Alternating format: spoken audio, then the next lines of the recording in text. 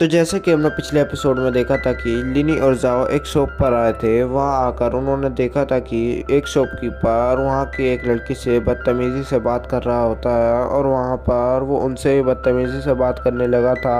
और फिर उसे देखकर लिनी को गुस्सा आ गया था और उसने उस शॉपकीपर को धमकी दे दी थी कि तुम इससे तमीज से बात कर लो वरना मैं तुम्हारा बुरा हाल कर दूंगा। ये देखकर उसने अपने एल्डर को बुला लिया था और वहां पर डिसाइपल भी आ गए थे, लेकिन लिनी ने उन सबको मारा था। ये देखकर डिसाइपल ने लॉ एनफोर्समेंट हॉल पर जाकर कंप्लेन कर दी थी, इसलिए वो सब वहां आए थे। और फिर उन्होंने लिनी से कहा था कि तुम हमारे साथ चलो क्योंकि तुम्हें अब जेल होने वाली है, तुमने यहाँ पर बहुत तबाही करी है। लेकिन लिनी ने उनको मना कर दिया था कि मैं तुम्हारे साथ नहीं चलूंगा। और फिर ये देखते हुए उन्होंने उसकी तरफ शील्ड बना दी थी और उसे वहीं पर मारने वाले थे। और अब लिनी उन सबको देखकर उन पर हमला कर देता है और उनकी पूरी शील्ड टूट जाती है। और फिर वहां पर खड़े एल्डर सोचने लगते हैं कि ये इतनी सुबह में ही इतना चार्ज है, ये सच में ताकतवर लगता है। और ली वैंग उसे देखकर उस पर हमला करता है, लेकिन लिनी उससे बच जाता है। और तभी ली वैंग फिर से अपनी फॉर्मेशन बना लेता है जिसमें वो कैद हो जाता है। लेकिन लिनी तब भी कहने लगता है कि तुम कितनी भी फॉर्मेशन बना लो, लेकिन यहाँ पर मैं ताकतवर हूँ, इसलिए मैं तुमसे आसानी से बच सकता हूँ और मैं यहाँ से भाग भी जाऊंगा। लेकिन तभी उसके मास्टर ऊपर से आते हैं और उसके आते ही उनकी फॉर्मेशन टूट जाती है और सब दूर जाकर गिरते हैं। ये देखकर ली वैंग उनसे कहने लगता है कि तुम यहाँ पर क्यों आए हो और तुम कौन हो। लेकिन मास्टर लिनी से बात करने लगते हैं कि उस मोटे ने मुझे बहुत ही अलग रास्ता बताया था, लेकिन मैंने तुम्हें ढूंढ ही लिया है। और फिर यहाँ पर मुझे कोई भी शक्तिशाली आदमी नहीं दिख रहा जिससे मैं लड़ सकूं। और ली वैंग फिर से पूछने लगता है कि तुम यहाँ पर क्यों आए हो और तुम कौन हो। तो फिर मास्टर बताने लगते हैं कि मैं लिनी का मास्टर हूँ। ये देखकर ली वैंग हंसने लगता है और कहता है कि तुम्हें यहाँ के सेक्ट के रूल तो पता है ना, तुम किसी भी बाहर के आदमी को अपना टीचर नहीं बना सकते हो। इसके चलते हुए तुम अपनी सारी पावर छोड़नी होगी और तुम्हें यहाँ से भी निकाल दिया जाएगा। ये सुनकर उसके मास्टर गुस्सा हो जाते हैं और उसकी तरफ कुछ एनर्जी फेंकते हैं जिससे वो डर जाता है। लेकिन तभी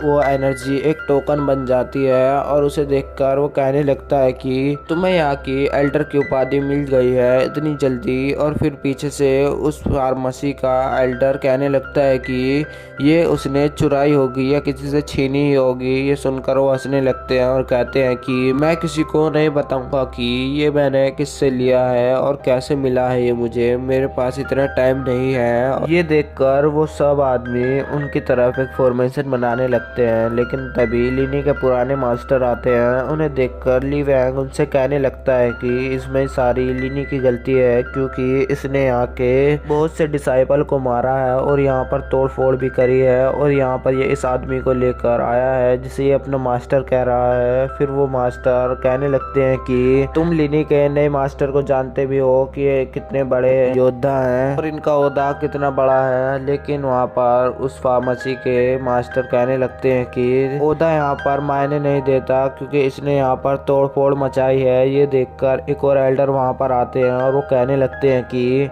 तुम इसकी बात कर रहे हो लेकिन तुम अपनी फार्मेसी की भी बात करो, तुम सारी मेडिसिन फेक बनाते हो और तुम यहाँ पर सबसे बदतमीजी से बात कर रहे हो। और फिर वो पीछे मुड़कर कहने लगते हैं कि लिनी मैं तुमसे बहुत दिनों बाद मिला हूँ। और फिर ये देखकर वो एल्डर गुस्सा हो जाता है और कहने लगता है कि तुम सारे मिले हुए हो और तुम कोई भी नहीं बचोगे। और फिर वो हंसने लगते हैं और कहने लगते हैं कि अभी तुम्हारा बैड लक चल रहा है। और तभी ऊपर से वहाँ के किंग आते हैं। ये देखकर सब उन्हें ग्रेट करने लगते हैं, लेकिन लिनी के मास्टर उन्हें नहीं करते।